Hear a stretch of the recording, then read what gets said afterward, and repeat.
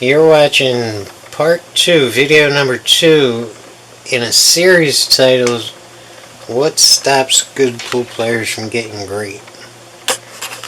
And for portions of this video, I have to bring it into my bedroom, which is really troubling for me. So just don't look around too much, okay? Because there's stuff in here that could traumatize you for life. I ain't kidding you. Ah, they tilt their heads.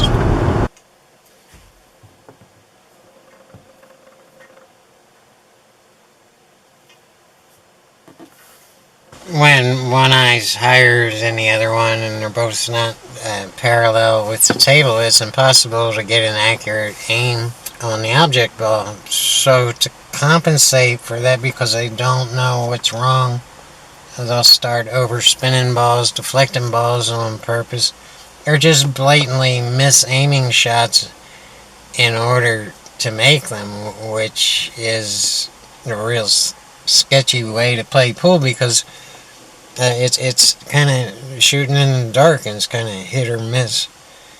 The players have gotten good with this fault, but they never get great. They never get to the pro level.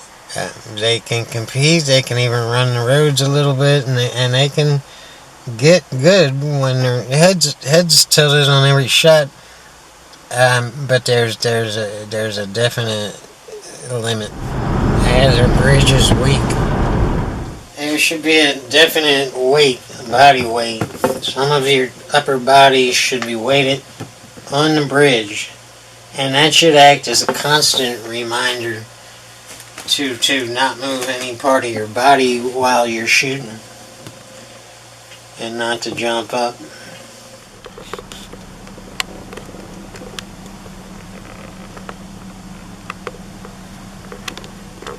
And see my sun passers? Those tiny little things. They crack me up. I would put the top down, but it's like 80 degrees below zero out there. These side panels light up at night. There's my favorite part. I always wanted a Super Sport Camaro. And it's got manual shift and automatic. And these levers here. That's the shift. The shift up and shift down. And the lift. It's fun. They're fun, but I think I'm trading her in for what am I getting? A new Cadillac CT5. Just because this is not a great highway car. It's really impractical for the highway. This car is made to go from dead stop to as fast as humanly possible within a matter of a couple seconds. And it's time to grow up and get something more practical for the road, because I'm going to be traveling a lot. But yeah, my days of roughing it, and driving pieces of junk, and, breaking down on the highway in the middle of nowhere, those days are gone. I'm too old for all that. I could tell you stories that would make you wonder how I'm still alive. I got old and I grew up, and I refuse to not go in style. My days of roughing it are over.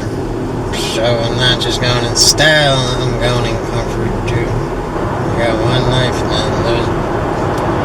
Live it. And here we go with another award-winning runout. Yeah, actually this is kind of a little bit ugly, but, we gotta put some more B-roll in here so people don't get bored with my teaching. Yeah, not a very good, not a very solid break. I don't like coming off the rail, but sometimes I do. And it's a drag. It's basically worthless. Now we have to sit down and watch Alex Pagulayan, kick our asses. But, that's part of the pool. Decent stroke. My Q-tip came up a little bit, but I shot it straight. And now I have to shoot a combo, 2-3 combo. And this is all about a straight stroke, and that was good. So my stroke is looking good. I'm still in the process of getting used to this diamond. And that was not a wide shot at all. That should still be like 4 inches off the rail, and it kind of is, but it should be like 5 or 6 inches off the rail. I don't know why I had to come down and hit that 8, but I did.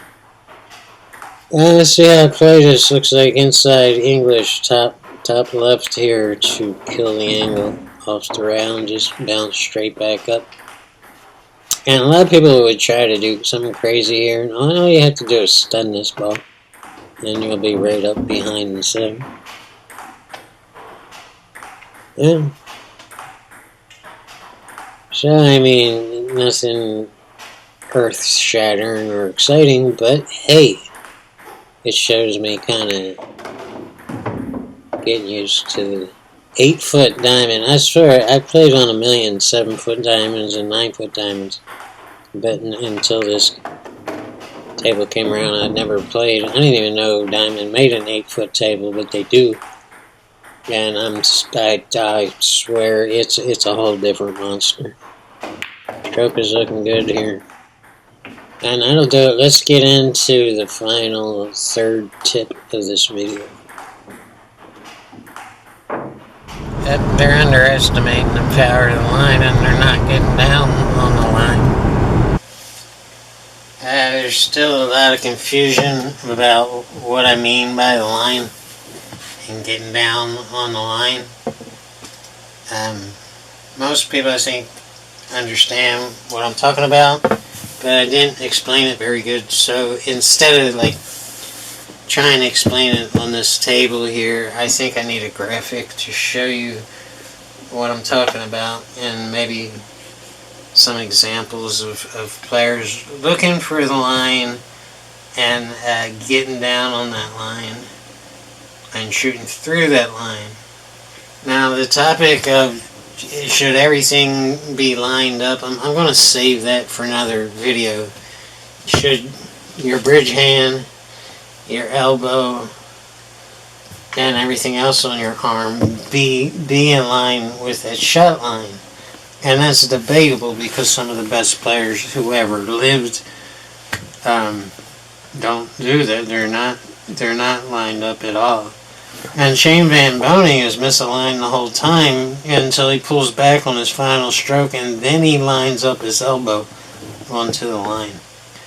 If this is a shot you have, let's first find the place where you have to hit the ball in order to make the 8 ball. Now, once that's determined, let's find the shot line where you have to shoot the cue ball into the 8 ball. Now, let's extend that line as far back as you want to go, and this is the line that you're getting down on in one fluid motion.